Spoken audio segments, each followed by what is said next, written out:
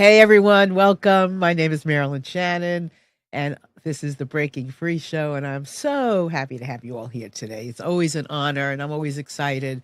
You know, it's interesting because I can't see you, but you can see me. But let me tell you, I feel you. So even though we're not making eye contact, I feel like our hearts are connected always. So I want to thank you for spending your time with us. And before we get started with our show, I want to say hi to Amnon, who's busy over there. Hi, Marilyn. How are you? I'm good. How are you? I am just fine, thank you. Good. It's nice to see you. I missed you last week. Yeah, I know. I've been doing a little traveling, but I'm here now. So I'm excited. All right. So just remember, anytime during the show, you are more than welcome to call in, comment, ask a question, anything you want. Just 919-518-9773. And if you're nowhere local in the United States or whatever, and you're calling from wherever, you can come in on Skype, and that is computers, plural, the number 2K voice, and you will come in on Skype voice. And you can also join us in our chat. So just put your name near our video, and you can enter in there, and you can communicate, ask questions, and so forth. And we're monitoring it, so we will definitely want to engage. So please feel free to join us because it's going to be an exciting show as always. And here we go. So I'm really excited to welcome my guest today, Aymann Ismail, right? Did I pronounce that correctly? Oh, did I pronounce that correctly? You did. I promise you did. Good. There's no wrong way to pronounce it. Good. You know what? I like that. Yes. That is a really good way to think about things, isn't it? I mean, I was raised in the USA, mostly around people who couldn't pronounce it. So if I were to ever hold anybody accountable for how they were pronouncing things, whether it sounded like my mom or not, I would never get anywhere in life ever. You know, it's interesting you would say that because my former married name was Rose. And so often I would say Marilyn Rose, and people would say Rhodes, and I say, no, Rose, like the flower. So no matter what, doesn't matter. So what's more important than our name is who we are, right? Mm-hmm. Oh, absolutely. And who we are in the world. Absolutely. So tell everybody who you are. I am a Muslim American who was raised in Jersey City, New Jersey, to two immigrant parents who came from different parts of Egypt. And I'm the youngest of four. I really enjoy playing basketball and watching soccer. And I grew up, so close to the Twin Towers that when they came down, I could smell the smoke. And my dad was working in the area, and that became a very traumatizing event for me and my entire community. But it became doubly so more traumatizing after the blame sort of came from across the river and shifted onto our entire community.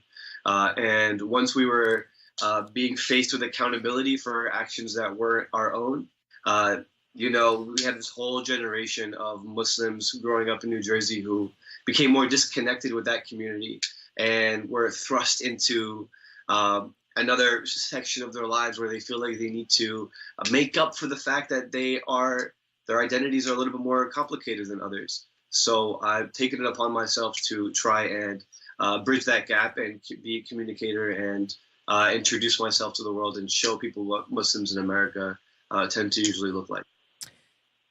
So tell us, first of all, how are you doing that and what are you saying? So I got into journalism. I really got obsessed with media because my identity was constantly in the media. So every time I turned on the news, I would see people who looked like me and had names like me, but not a lot of journalists who had names and looked like me. Aymann Ismail was really the first one. And after that, I was working in journalism to a different capacity. I was a photographer, but that's where I got introduced into writing at a place called Animal in New York City. And from there, I felt like I had a responsibility to share the story of my story and different people's stories that aren't necessarily Muslim, but really tend to complicate stereotypes. So because of who I am and my predicament in this country, I feel like I have a responsibility to be outwardly facing and be an ambassador, a cultural ambassador so that people don't have the excuse of not knowing or never meeting a Muslim in their lives to really not understand this. So I have a lot of questions. And I Yeah. know, one of my questions is, so how's it going? But before I ask you that question, so you have like a lot of jobs in doing this because you're an ambassador, you know, showing what Muslim is, but you're talking to non-Muslims, but in some cases you are also talking to people who were Muslim who decided not to be Muslim because they're scared to be Muslim. Totally. So you're showing everybody what freedom can look like. It's more so about showing that the Muslim identity is not a monolith, right? It's impossible to say here's what this entire community of over 1 billion people look and think. That's just impossible. And even between me and my friends or me and my family, we're going to have different ideas on the best way to interpret and practice our shared religion. So it's sort of an insurmountable task to introduce people to Islam without introducing them to all billion of us. So what I'm trying to do is really focus on my personal story, but it doesn't end there. It's also about sharing the stories of other Muslims, whether they've decided to leave the faith entirely or not, or other Muslims who feel like they're a little bit more, the attitude towards them are a little bit more hostile, or I think even like my sister, and just talking about the story that exists in my family, I allowed her to talk about how she feels towards our hijab that she's been wearing ever since she was a child, and compare that to how my mother feels about it, who only started wearing it when she immigrated here to the United States. So it's really trying to dismantle the stereotypes that all Muslims believe in one thing, and it's written down in a book, and anybody who disagrees with that is not a Muslim. Which I think is way too common of a trope. So I think, what I'm trying to do is just trying to introduce people to individuals and how they're connected to Islam. And they don't need to be Muslim to be connected to Islam. Somebody like Sam Harris, who I actually respect and enjoy, he isn't a Muslim himself, but I think that his ideas are essential to the Muslim American identity because they play such a prevalent role in who we are and how people see us. So the series that I'm producing at Slate isn't necessarily about outreach or trying to combat a certain kind of propaganda with a different kind of propaganda. It's about trying to understand who Muslims are in the West and the problems that they face and how complicated their identity could be because it's so public. Well, I guess if it was more of some more propaganda, it would come more from you. But because you're showing life and people's personal stories, it doesn't seem like propaganda to me. Yeah. That's always been the goal. I think it's very easy to be defensive about your identity when it's under attack. When the president of the United States makes a comment like, I think Islam hates us, as a Muslim American who he's supposed to be representing, I'm going to have a lot of feelings about that. But I think what's more important is just introducing people to individuals who themselves are makers and shifters and what the American Muslim identity really tends to look like and how it's evolved and how we don't even necessarily agree all the time. I produced an episode about Muslim Christmas, right? And that was all about the complications that could occur when a Muslim wants to celebrate Christmas as a secular holiday, but there's that other side that wants it to stay Christian. So it makes sense that other Christians are telling Muslims not to celebrate, or other Muslims are telling other Muslims not to celebrate because it's a Christian holiday. So it's about making these issues more complicated than one side or the next. I'm never really trying to provide answers, just ask questions. Yeah, well, it's always better. I've been told long ago, don't tell when you can ask. Absolutely. And we don't, huh? Those are words to live by. Yeah, we don't have all the answers. That's why these personal stories, like I'm all over it. I mean, I love people's stories because they really do paint a picture. Like I'm writing, I don't know if Chris told you, but I'm writing a series of books. And the series is called In Just One Afternoon because anything is possible, right? In just one afternoon. A baby is born, peace can be made, a rocket ship goes off. Just one afternoon. And my first book was In Just One Afternoon, Listening into the Hearts of Men. So I interviewed 20 some odd men about their emotional life journey. Now I'm working on In Just One Afternoon, Listening to the Hearts of Twins. And then I'm doing millennials, and then I'm doing divorcees, and then I'm doing families that have lost children. I mean, I'm working on like 7 at one time because I can't tell the story. But if you want to understand what a family could go through that loses a child, listen to their story, right? So I love what you're doing. Thank you. And the stories that you're coming up with. Yeah, it's. I think that's the biggest, the best way we can really spread some truth. You know, I think there's too many things that are too complicated to use as a political football, like the decision to wear a headscarf, you know, or the decision to leave Islam.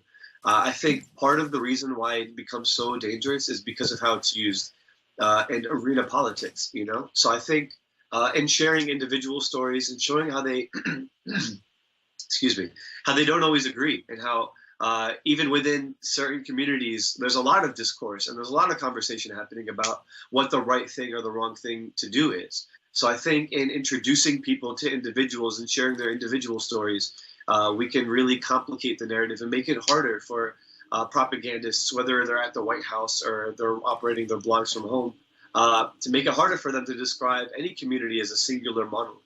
Right. Well, it's always interesting. And, you know, we don't want to just Band-Aid something. Band-Aiding is running away from it, right? We need to get into it, and we need to understand it, learn about it.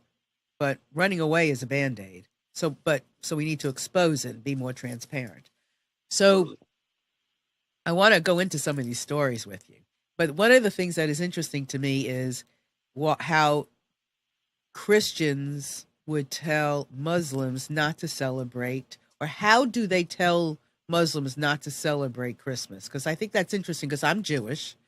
I know a lot of Jewish people who have Christmas trees. And I've never heard anybody tell a Jew not to have a Christmas tree except for another Jew. So how does that work? Yeah, so there was that one commercial that came out. That was like one, you know, a Christmas holiday commercial by Tesco. Excuse me. And in it, they had like a split second of a Muslim family sharing a Christmas turkey. And that sparked a huge amount of outrage. There were people on talk shows and writing blog posts and really disseminating the information that, you know, Muslims shouldn't celebrate Christmas because they don't celebrate the birth of Muhammad. So why would they celebrate the birth of Jesus? And that was picked up by major news outlets, and it became a huge part of the conversation in singular Muslim families deciding whether or not they wanted to get a Christmas tree. So even in me deciding that I wanted to give it a try with my wife, because we moved into a new home together, we just got married last summer, and we weren't sure whether or not we wanted to try to get a tree because we were worried about what message that would send to other Muslims or to other Christians. So this seemed like an opportunity for me to just try to tell our story as it was unfolding, and inviting other Muslims into our house so that they can react to it. And we had both people who decided they never wanted to celebrate Christmas because of how upset it would make Muslims and other Christians. And we had people who wanted to just do it because they liked lights. And they didn't really see it as a religious holiday. So it's definitely something that can go both ways. And I'm interested in having these conversations that, you know, nobody's really right or wrong. You know, it really could go both ways. It's really up to the individual, up to the family. So I think these are the conversations that we should be having more, because it doesn't try to put people into a box. I'm not trying to describe Muslims as people who either do or don't. It's, you know, we talk amongst each other, and we try to figure these things out together as a community, but we don't always agree. And we, a lot of times, just do our own thing. So I think those kinds of stories are going to be the best kinds of stories to try to illustrate how complicated it could be to have an identity that's so public and so often talked about. And I think what makes the the Jewish and the Muslim community is so similar in that, right? Is that our identities are so public and used as in arena politics. So I'm sure you can relate as far as wanting to make a decision, but being a little hesitant because what that might say about your community. Well, when my children who are now 30 something and 30 something were growing up, and I would have them out, whatever, like normal in a stroller, somebody would inevitably come over to my daughters around Christmas, in the stores, and somebody would say, "What are you going to get for Christmas?" And my children, would turn around and say, "We don't celebrate Christmas." Now I would be cringing. This was a long time ago, right? So this is like 30 some odd years ago. I cringed when they said that, because at that time I would say, "Oh, shh, don't tell them that." Just shh. But they were like 3 years old, 4 years old. And I didn't know any better. They knew more than I did. I cringed. They were honest. Now, and I've grown up, so I now don't cringe. But, this is all part of why we're doing this show and why I do pretty much everything that I do in the books, in my speaking, with the show, because I want people to see people. Yeah. I want people to understand. I want us to understand each other. But the more we do, the less fear we're going to have, and the less somebody else is going to control us, and all that kind of stuff. I want us to be transparent and to just get each other. I can't imagine why we can't. Yeah, and after 9/11, the sentiments towards Muslims was at an all-time low, and we're sort of returning to that again because of the rise of ISIS in Iraq and Syria, and because of the rhetoric and the way that people are proposing the solution as banning a certain religion, and then we'll become safer, And I think that's really a useful tool for politicians and for people who want the easy solution to really complicated problems. But I think there's a really human consequence to that kind of rhetoric, and it's having other people believe, yeah, right, the only way to stop terrorism for good is to get rid of all the Muslims, So I think, that kind of rhetoric is dangerous because it doesn't make us any safer, one. And two, you're going to be alienating people who are loyal to this country, who do love life here. So I think in its own way, it can also contribute to the rising anti-American sentiments, because what you're doing is you're dividing people. Right. And even though it's useful, it could be really, really, really bad.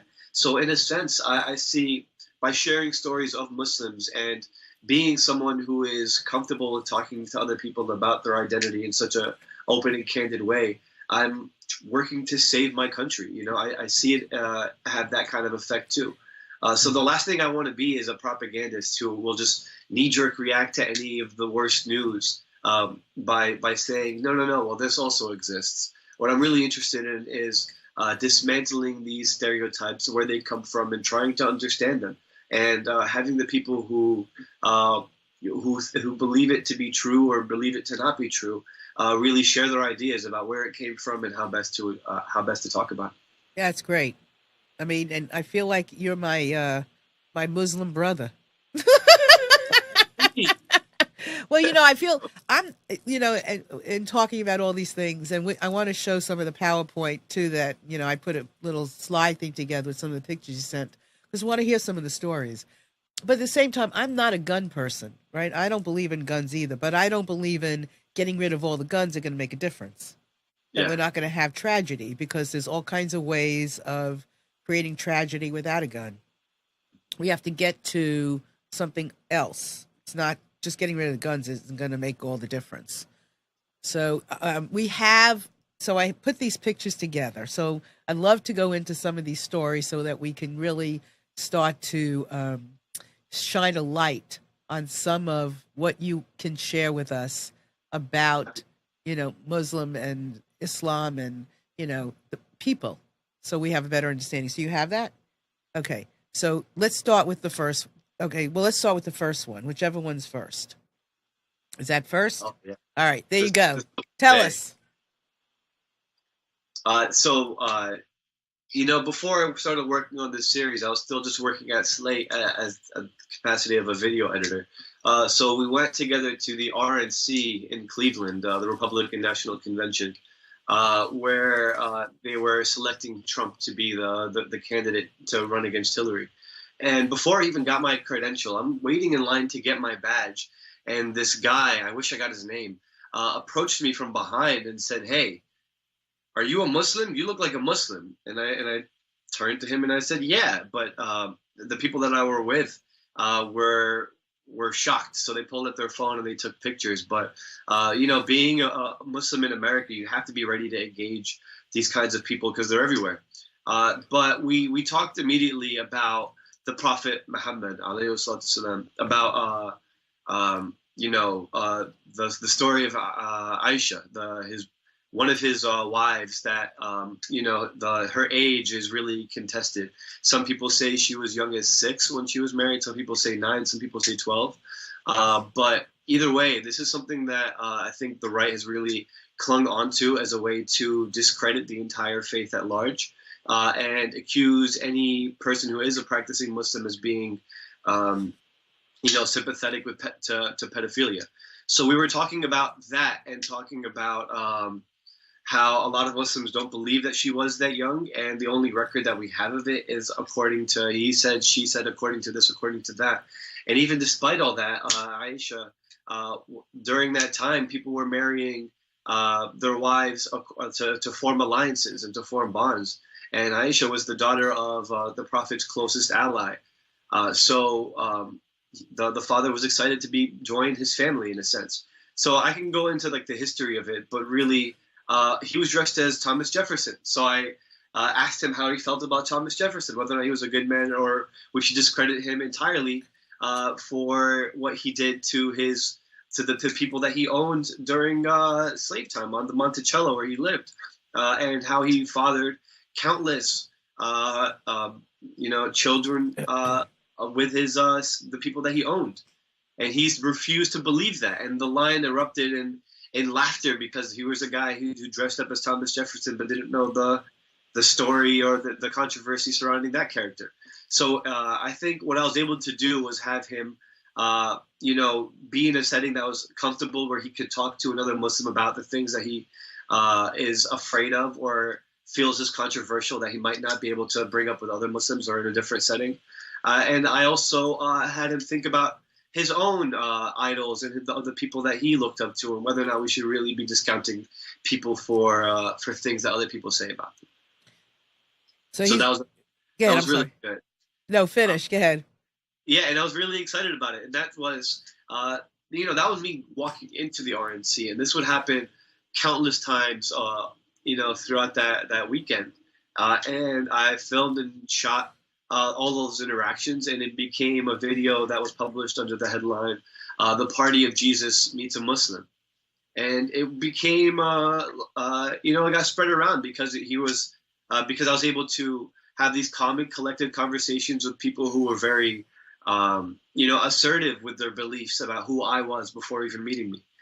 So I really hope that could be the first episode, really. But it would have inspired the series that I'm producing now. Are you still in touch with this gentleman? No, I never even got his name. After that, he sort of stormed away. Which sucked. I would like to say that you know, a seed was planted. You know, I'd hope so. And if not for him, maybe somebody else who saw the video of us arguing or saw the rest of the video where we all got to talk to different people. Right. Well, it could just be somebody watching our show today.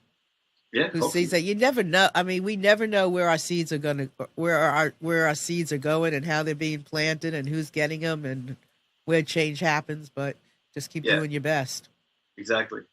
You must either have to know a lot about a lot of things, or you're learning as you go. I'm always learning. Always learning. Yeah. I don't think you can ever finish learning. Least of all when it comes to something as heavy and complicated as religion. And one of the things that I found to be the hardest obstacle is that everybody has learned it in their own way, and everybody practices it in their own way. And that's just when we're talking about Sunni Muslims in Jersey City, you know? So it gets even more complicated if I were to talk about religion in a place like the UK or Bangladesh or Turkey or even China or Russia or Cuba, you know?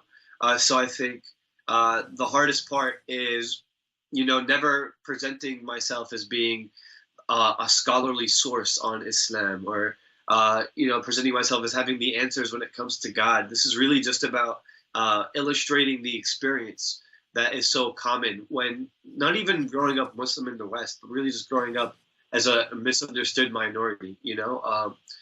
For example, one of the reasons why the hijab episode is my favorite is because I got a lot of comments from Jewish families and Christian families, all these different kinds of Orthodox religious groups who felt like they themselves couldn't be themselves because of the attached stigmas to the ways that they dressed or the way that they carry themselves or interacted with the opposite gender or all these other things, and how that really affected their families. So I'm really interested in dissecting these really politicized Islamic tropes and going in the opposite direction and making it about family and your relationship with your mother or relationship with your brother, etc. Yeah, well, that's what I love so much. Yeah. I mean, yeah, that's, you know, because we are connected, and really, when you listen into the heart of someone, and you can relay that what you hear, or they can share, you can help people get to a place where they can share, truly share their heart and soul, their core. It's magic. Yeah, because they're not like Jewish stories or twins about twins or stories about twins. Excuse me. These are just human stories. That's all they are. We all have in common. That's where we meet. Mm-hmm. That's where we connect. Is within those stories. You know, when I started doing the book about divorcees, for instance, Mm-hmm. I knew that a lot of people pass a lot of judgment, me included, on divorcees. Like, why did she leave her children behind? Why did he leave his children behind? Or why were they like this? Or why were they like that?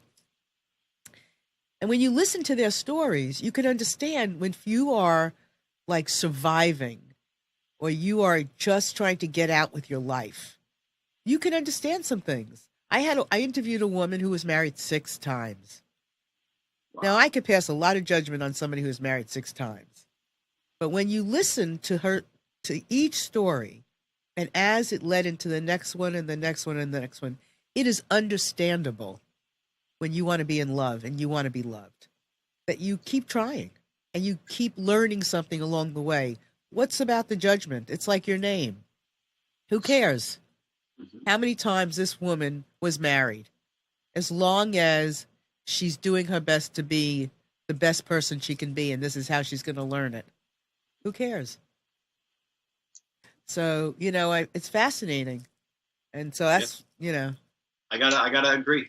I think nobody has the ground to judge anybody for any reason. And I think one of the biggest things that I've learned from my experience being like a Muslim journalist is, you know, once you cross that barrier where you get through to somebody and they stop judging you based on all these preconceived ideas that they have about who you are or what you believe before even getting to know you or talking to you.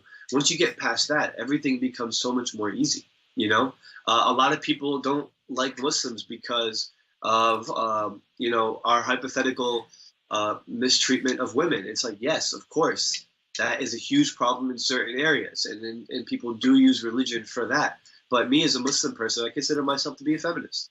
You know, so is it fair to then go to somebody like me or a different Muslim who's also a feminist or anybody else who sees these things as more complicated than just a religious text, you know, and assign those beliefs to that person? I think that's totally unfair. And I think the best way to get through that is to openly share your ideas about anything other than religion at first. And then we can actually share that human connection and really get to the root of, okay, what do I believe? What do you believe? Where do we have common ground or where do we disagree? On a more serious platform than actually just saying, well, you belong to this group and this group is guilty of this. You know, I think it's interesting. You just said something, and I don't know if this is true or not, but I'm going to just put it out there. You know, it's interesting, I think, that any religion that is far, far, far extremeness, you know, whether it's Orthodox Jews or strict, you know, Christians or whatever, once a person or if a person has a strong feminist side, it changes the dynamics of that religion. I Because, agree. you know, I think what you just said is very interesting to me, and I don't think I've ever thought about it that way before. But Christianity, the same way. Once you add in more of that feminist, I mean, I've seen plenty of, you know, abuse and verbal abuse and otherwise in all religions. Well, I mean, I grew up thinking that the reason men and women sat separately in a synagogue was because I was told that because women talk too much. What? Yeah, that's what I was brought No up way. to believe, that we talk too much and the men were the one praying. Well, then I come to find out through a rabbi that wasn't the case. The case was the women are closest to the soul and naturally or know how to pray, and that's why we're separated, and because we're a distraction because of our beauty, not because we talk too much. Yeah, that's exactly the same thing that you're going to hear if you go into a mosque and ask why the men and women are separated.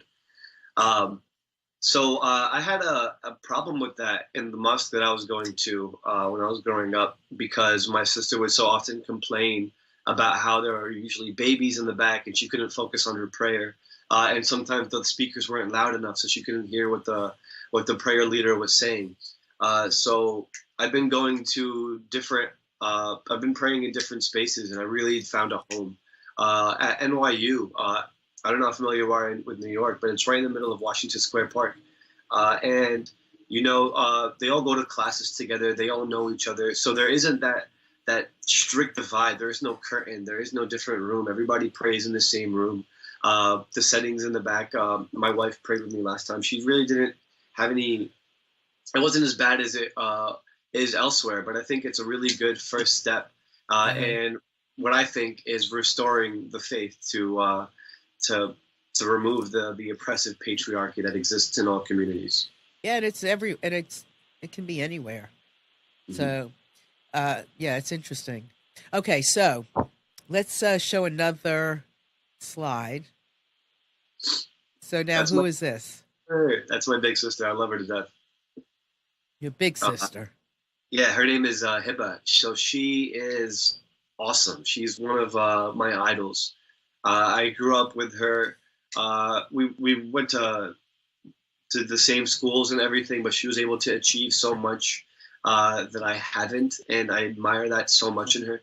She went to the same high school that I went to, which was a pretty bad high school in New Jersey, with metal detectors on every door and everything.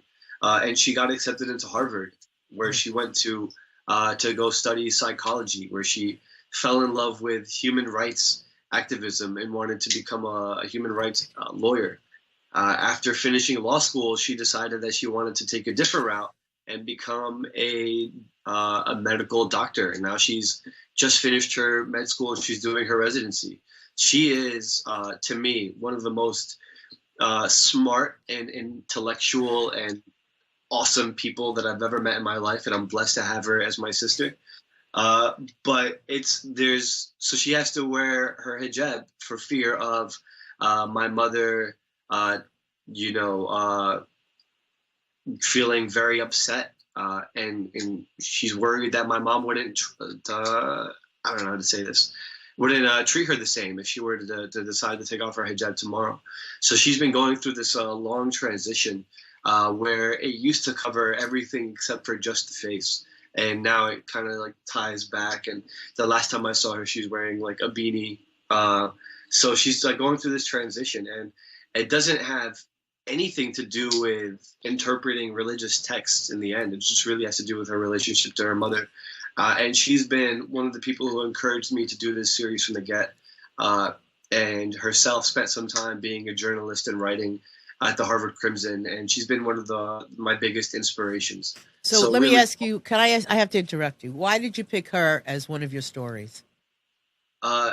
two reasons. One, I wanted to keep it in the family to describe this is like a family issue. This is something that each woman has to grapple with, whether she wears hijab or not. It is something that I think comes up once in a while at least. But for my sister, it comes up a lot. And because my mother didn't really wear hijab until she came to America, she wasn't allowed to back in Egypt because of its relationship to the Muslim Brotherhood, and that was an outlawed organization during the time. So even though my mother had her own convictions and wanted to wear the headscarf deeply and felt like it was her religious duty, she wasn't able to until she came to America, where she was exercising her religious freedom to do so. So I think that in itself was a big motivator to, she felt a responsibility to convince my sister that that is the truth and that what she believed is the truth. And I have to empathize with that. You know, she's a mother. Her responsibility is to her children. So for her to see her daughter not necessarily believe in the same thing, I have to expect that hurts.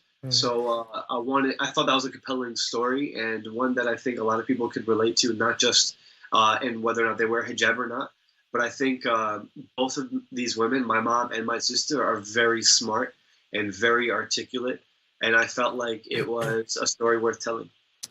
Yeah, I love that. And I love that it is a personal story because it gives insight into you as well. Yeah.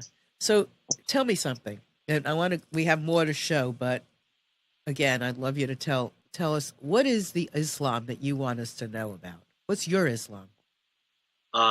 So my Islam is not the same as the Islam that I want everybody to know about. Okay. I don't think there is a such thing as a singular Islam. We're talking about a relationship that an individual has with God. You know, the way that Islam is practiced and has always been taught is that there is no pope. You know, there is no top Muslim official that is supposed to guide all of the Muslims, all the believers. So inevitably, after the death of the Prophet, who was the last leader, the last spiritual leader, before the caliphs, who were all political leaders, every Muslim is expected to be taught how to interpret and learn their religion. But what happened when I was growing up, and what happened when my sister were growing up, and a lot of other people, is that they were taught what to believe, and that's very different, I think. Right now, I feel like with Azhar, the university that used to be the highest institution of Islam in the world, it's been corrupted because it's become a wing of the government, and they're not elected anymore. The muftis, they are handpicked by the president. So I think these are all things that people need to take into account when trying to describe Islam as being a set of beliefs. It really is just the core set of beliefs that you choose to adopt, you know, and then everything else is between you and God, really. So I could be somebody who says, you know, modesty for me is like a really core part of who I am. And there could be another Muslim who says the same thing about cleanliness, or somebody who feels the same about, protecting people and being a politician and representing people. Nobody's really correct and nobody's really wrong. In the end, it really comes down to how your relationship is with God, because that's really the only person or the only being that's gonna judge you after you die, and that's core Islam principle. But what Islam isn't is Sharia that exists in Saudi Arabia, or how it exists in Turkey or Egypt or anything else. And what Islam isn't is how it's practiced in the caves in Afghanistan versus how it's practiced in the streets of Cairo versus these are all different kinds of Muslims, you know. And I think the sooner that we stop treating Islam as being a written down core set of beliefs that every Muslim believes is equally important, then I think we're never going to really understand who we are as people, you know, and I think it's going to only make it more complicated when really trying to understand who your Muslim neighbor is, or why some Muslims will eat at Burger King and some will only eat halal. You know, I think my Islam is very much between me and my God, and I really don't want to issue fatwas and tell other people how to practice their religion, because I'm not a scholar in any capacity. But I do believe that if you in yourself believe that what you're doing is correct, and you took the time to read everything and do your due diligence and discover your faith for yourself, then I think you'll be prepared to meet your creator. So what are the core beliefs of Islam? So there are the 5 pillars, right? And it's believing that there is only one God, and believing that the Muhammad was his last prophet. We also believe in Jesus, and we also believe in Moses, and we believe in Abraham and all these people as being holy. And then there's the fasting and the daily prayers and the giving to the poor and the needy, and then the practicing the Hajj and making the pilgrimage. And so those are the 5 pillars. And there's also like the 6 pillars of Iman, like believing in angels and believing in all the religious texts, which include the Old Testament, you know? So there are all these core beliefs, but none of them really include, the headscarf. Is the headscarf a core belief in Islam? No.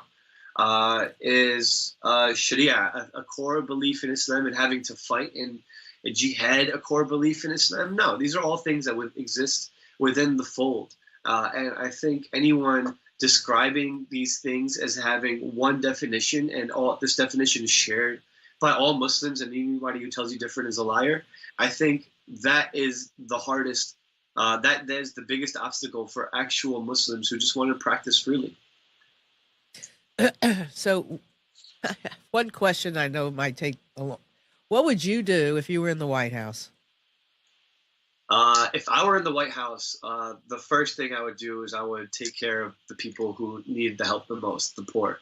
Honestly, that is influenced by my religion, but I grew up in Newark, New Jersey, where the homeless population is overwhelming.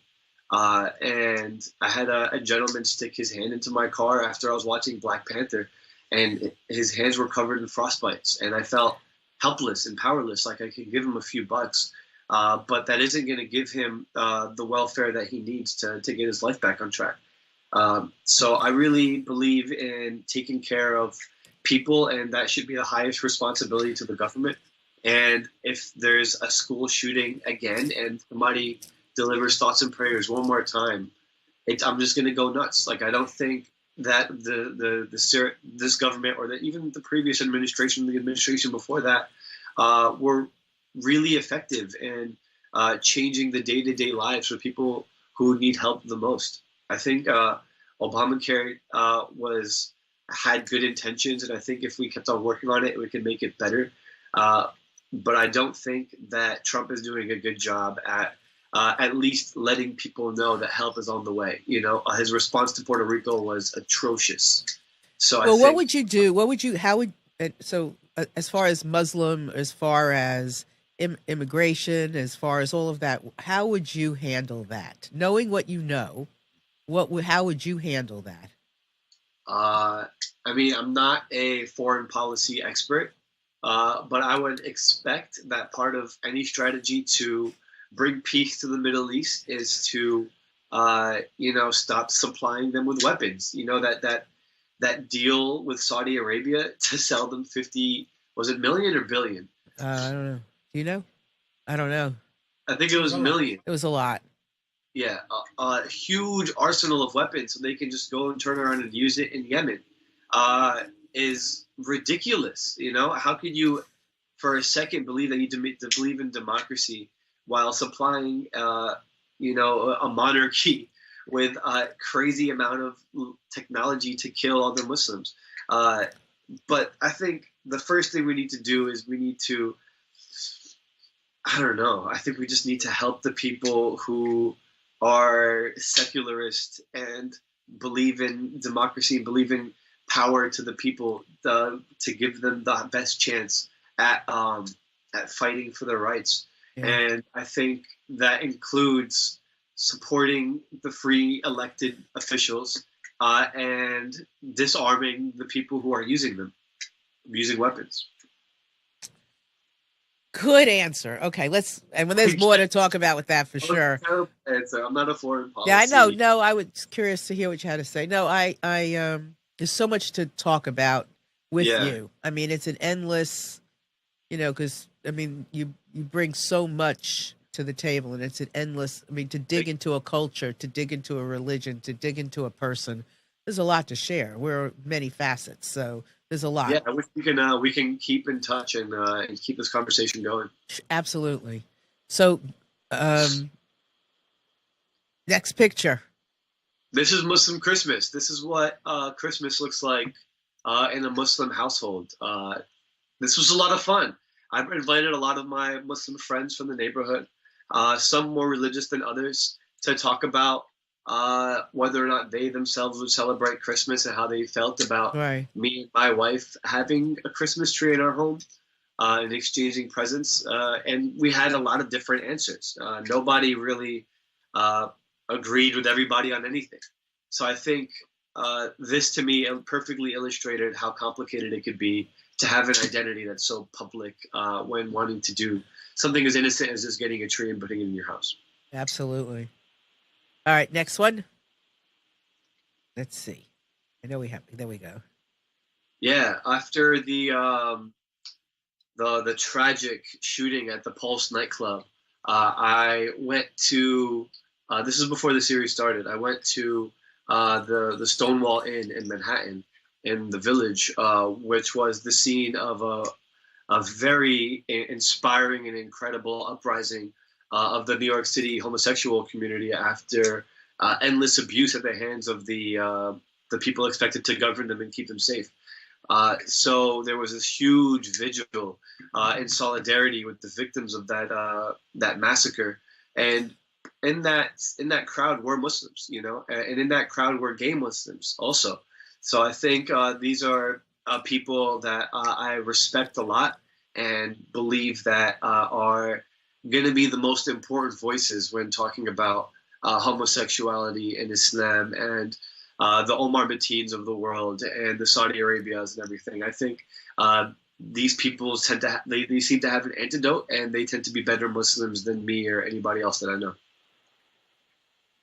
It's interesting that that would even come, not that you don't have homosexuality, but that would be that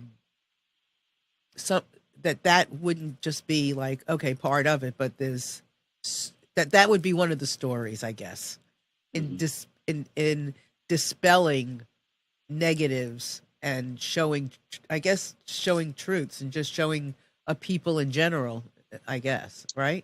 Yeah. Episode 1 was about homosexuality in Islam. My cousin, he himself is a gay Muslim, and we talk about the Quran all the time. It's not necessarily like we don't always talk about him being gay. Just because that's his identity and that's who he is on a certain level, that's not the only thing about him.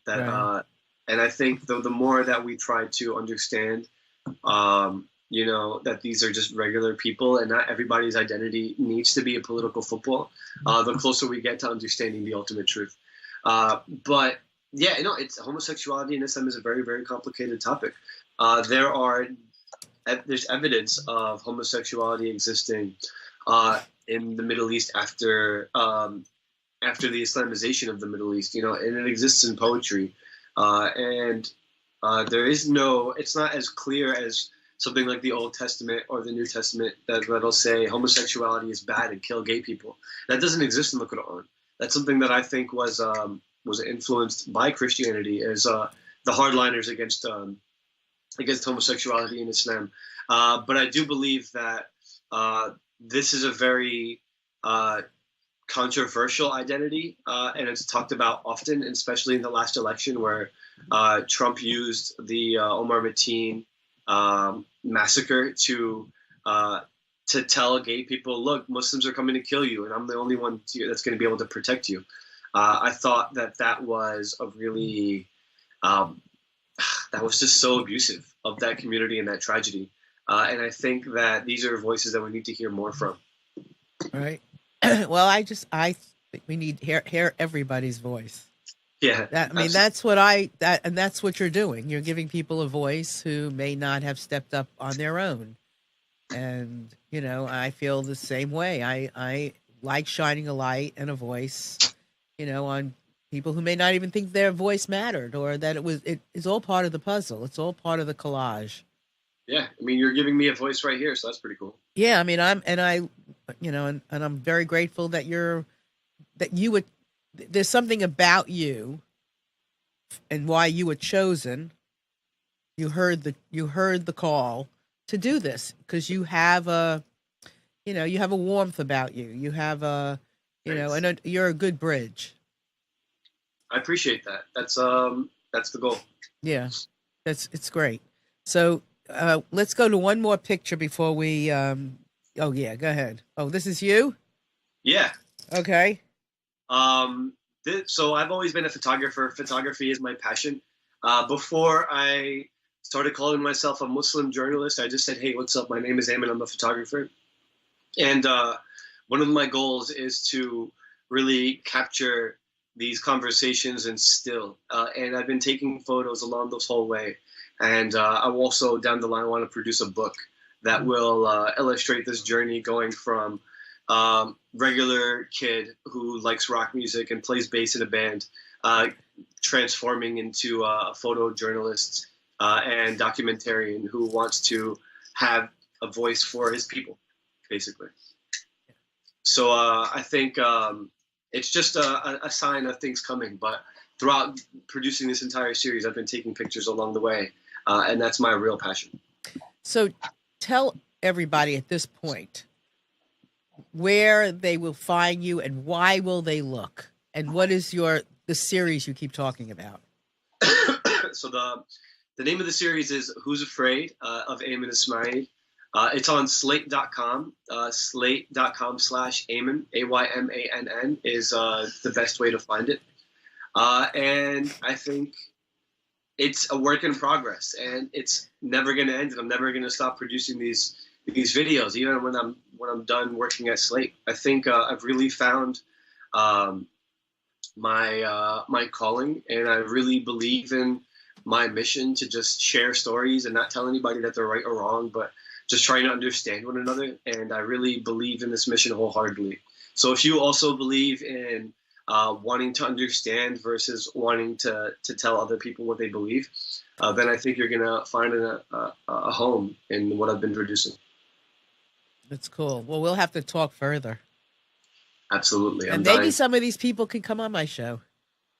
That'd be sick. Yeah. You have to talk to my wife, actually. So she is the biggest influence on my entire religion. She's my spiritual mentor, my sheikh for all intents and purposes. So she herself is one of the most insightful and enlightening people that I've ever met. And I think that you two would have an awesome conversation, especially when it comes to feminism and caring about people. She's a journalist as well? She's a chaplain. So she is trying to use her religion to reach people in their worst times and help guide people when they need it most. And she uses religion to do that. And yeah, everything she says is gold. But I'm just in love. So I'm going to say that. Well, I think it'd be great, and I would love to, have her and your sister and even your mother. Yeah, I would love you. I mean, we could certainly give some time for all of this, because it would be great to bring it alive even more. Yeah, I love what you're doing, by the way, and I can't wait to read this series of books that you mentioned, and I really do think that our missions are aligned. Yeah, I most certainly. And when I was interviewing people, I mean, I had my own prejudices or my own misunderstandings, and I interviewed a gentleman who was bisexual.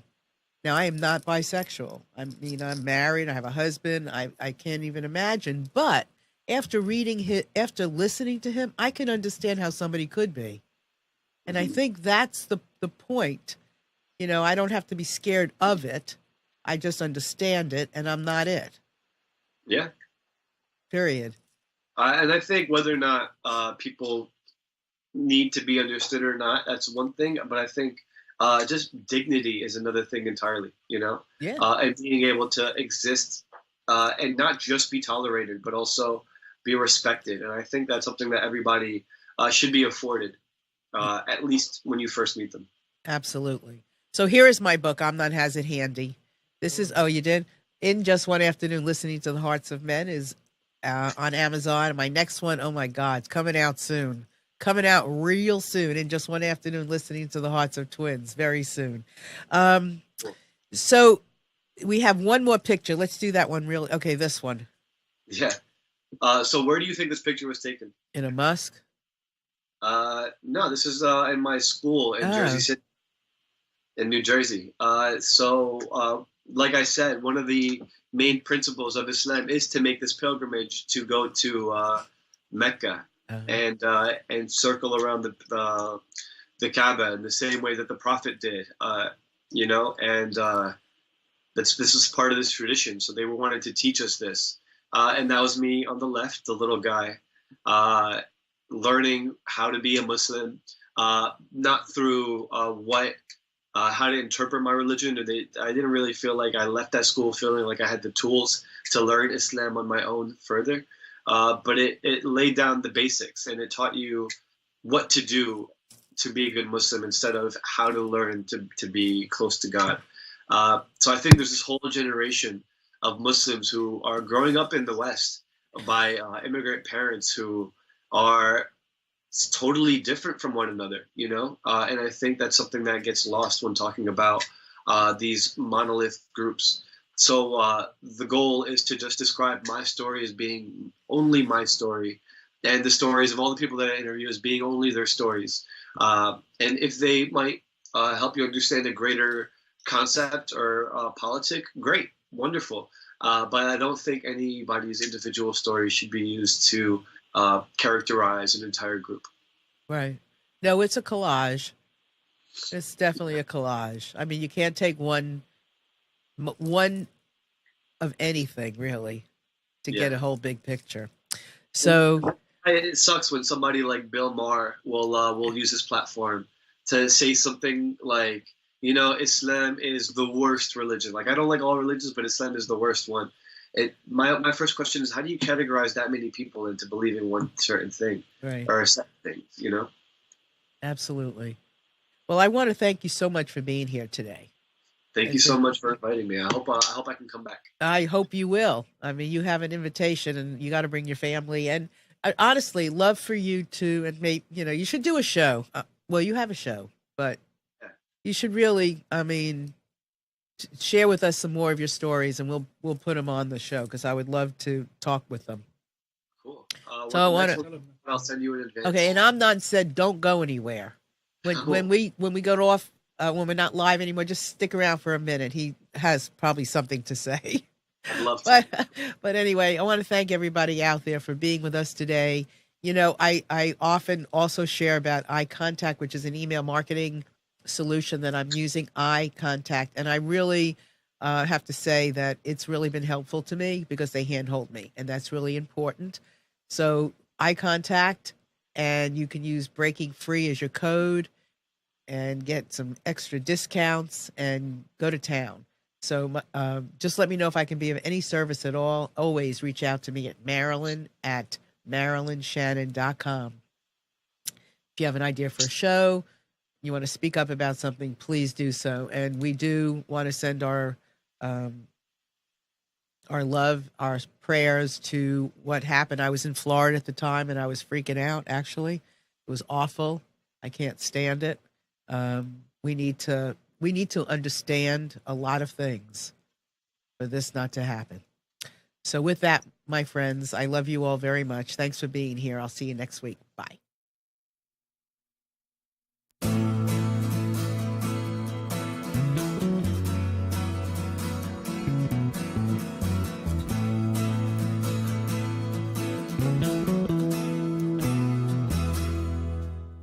You are tuned to the Nissan Communications Network.